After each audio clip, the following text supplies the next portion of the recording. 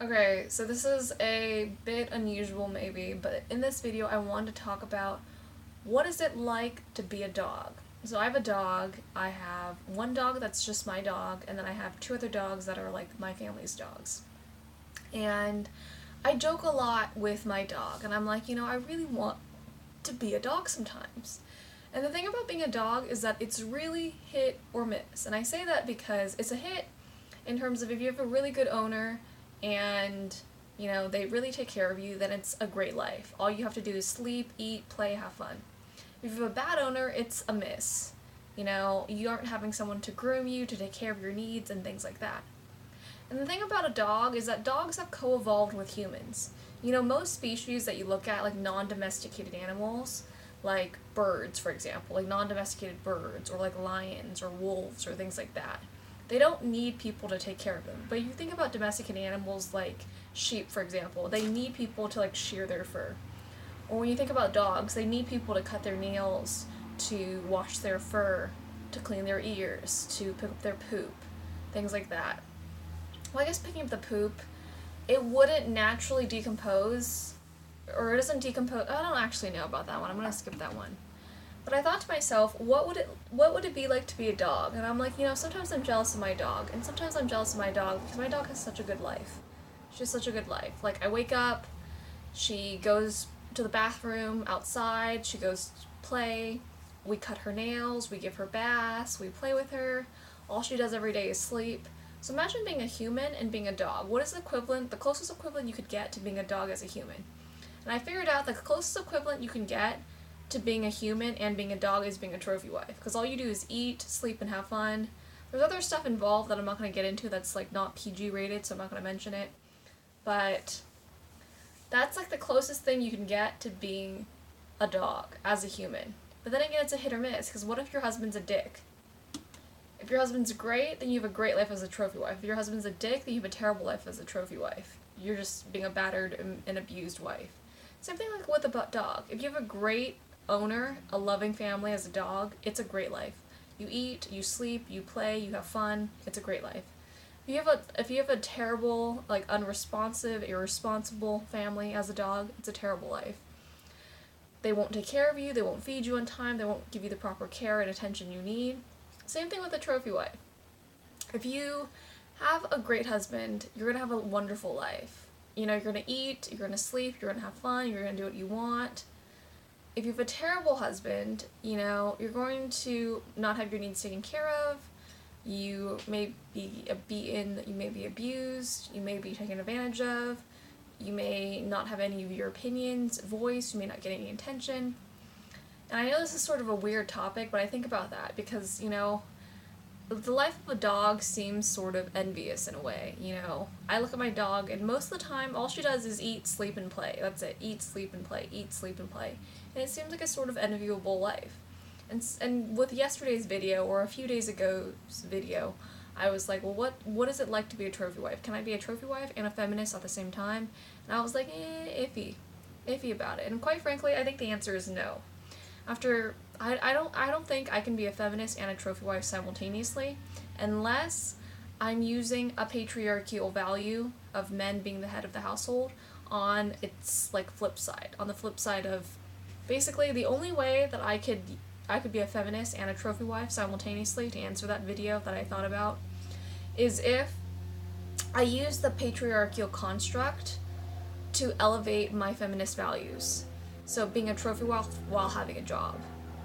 That's the only way I can view it, or that's the only way I can be a trophy wife and a feminist at the same time.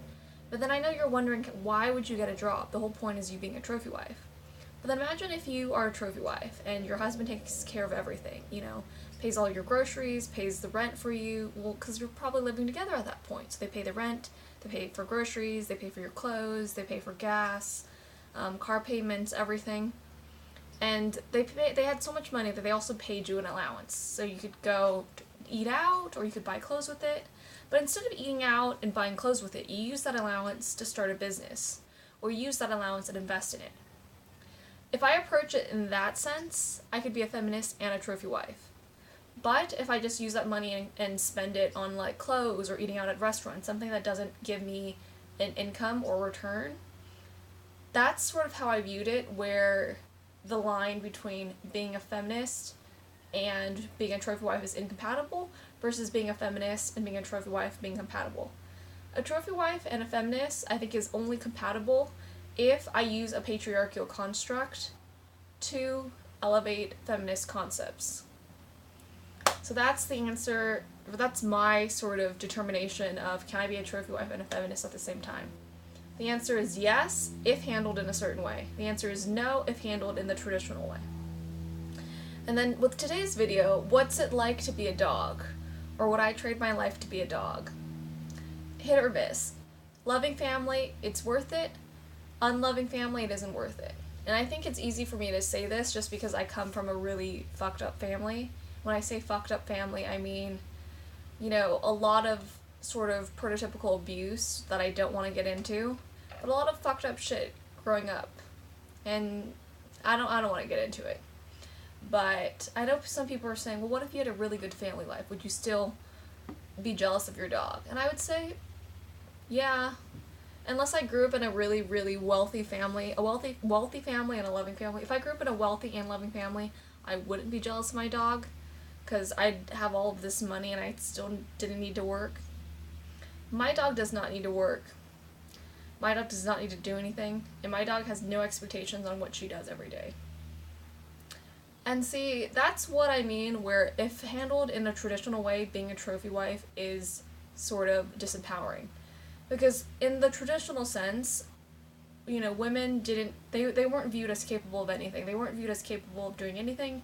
They weren't viewed as skilled at anything. They weren't viewed as capable of holding traditional jobs. So viewed in that sense, being a trophy wife is disempowering. But if you view it in the sense of, oh, well, I'm dating an older guy, so of course he's more experienced. Oh, well, I'm dating an older guy, so of course he has more skills than I do. I'm dating an older guy, of course he's more well off than I am. If you view it in that sense, then it's not disempowering, because you're like, well, of course, you know, there's this disparity in experience, there's this disparity in income, there's this disparity in skills. Of course he's going to take care of me. It makes sense.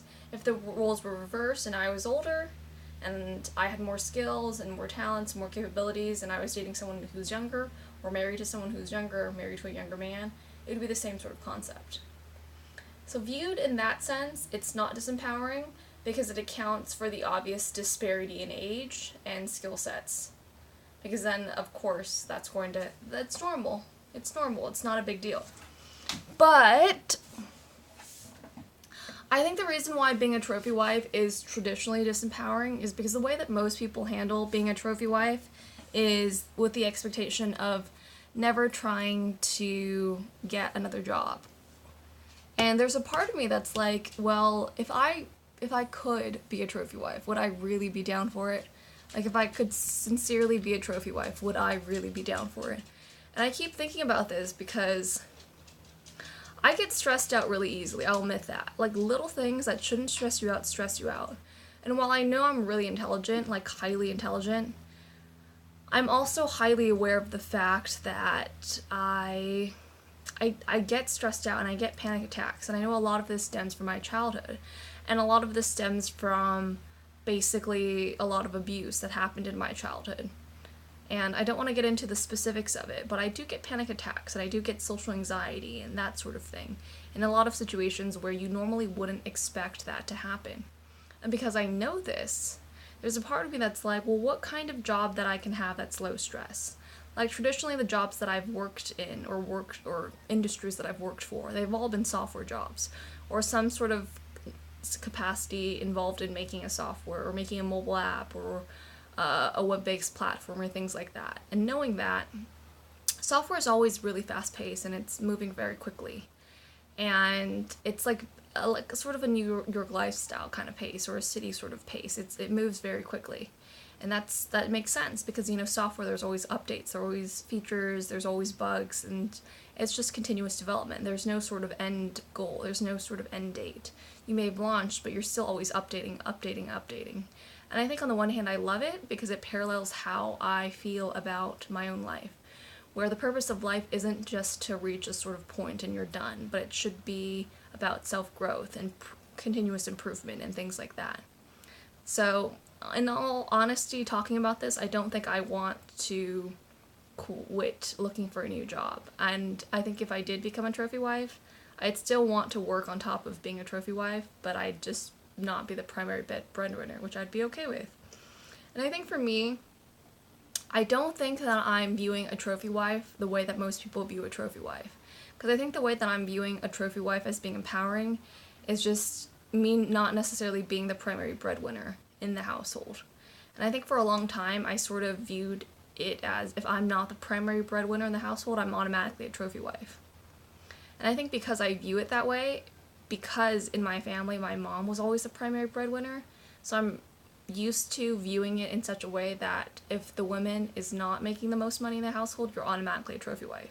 Which I don't think most people would define it in that way. They would view it as you very, very differently, baby. Very, very differently. They'd view trophy wife or sugar baby a very, very different way. But it's just because I was raised in a family where my mom was the primary breadwinner that if a man ever makes more money than me in a relationship, it automatically seems to me like I'm a trophy wife or that sort of thing, or on the way to being a trophy wife.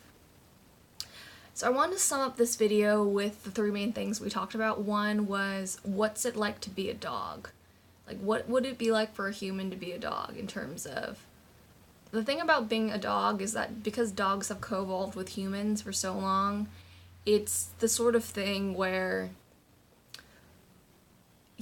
dogs need people. They need people. They need someone to take care of them, whereas a human could be completely self-reliant. The other thing that we talked about in this video was, how can you be a trophy wife and yet be a feminist at the same time? Like, what exactly does that look like?